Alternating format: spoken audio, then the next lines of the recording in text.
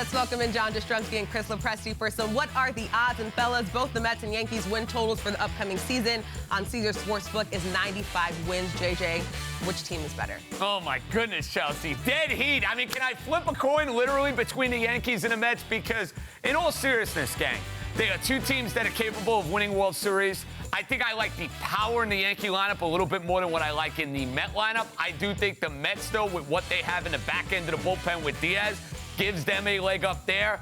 It really is a dead heat between the two. If I'm going to choose one to win the World Series, though, path in the American League, a lot easier than the path in the National League by a smidge. I'll say the Yanks. Yeah, I don't disagree with that. If we're looking at the win totals here, I think I'm actually going to give the Mets the edge.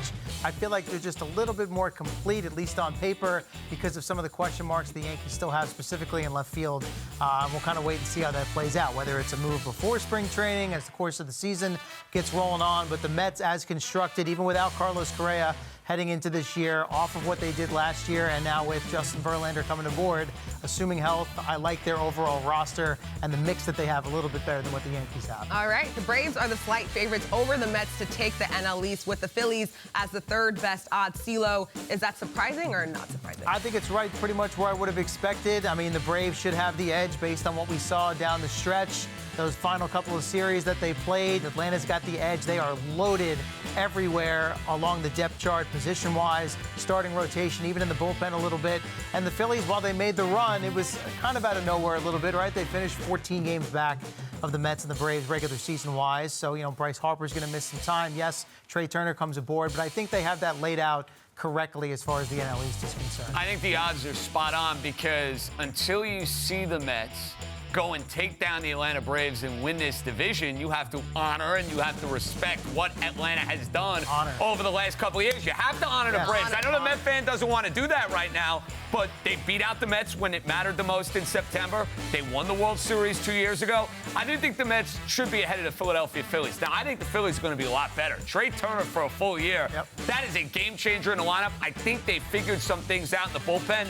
I'd go Braves, Mets, Phillies. They're all super close. They're all capable of representing the NL in the World Series. Yeah, I agree. The Braves and the Phillies, the last two winners of the National League. All right, the Yankees are the favorites to win the AL East. JJ, are they the best team in the division? So I think they are, but Chelsea, I'm putting an asterisk next to this because everybody was on the Toronto Blue Jays a year ago. Like, everywhere you looked, every publication, the Blue Jays. They didn't live up to expectations.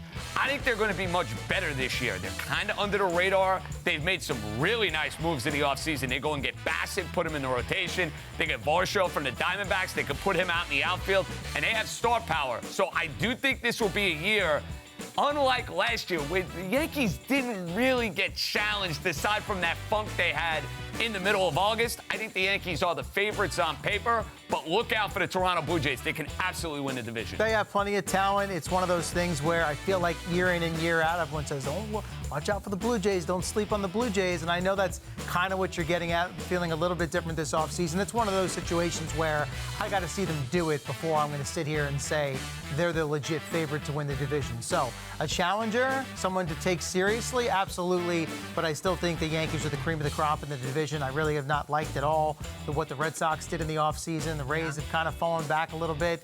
The Orioles are that up-and-comer, spunky team that's starting to figure it out with some of the young players and all the draft picks they've had. But I think the Yankees are still the class of the division, and it's theirs to lose. Yeah, the Yankees are front runners in the division, and the division has 4 teams that are in the top 15, so that could be a tight race.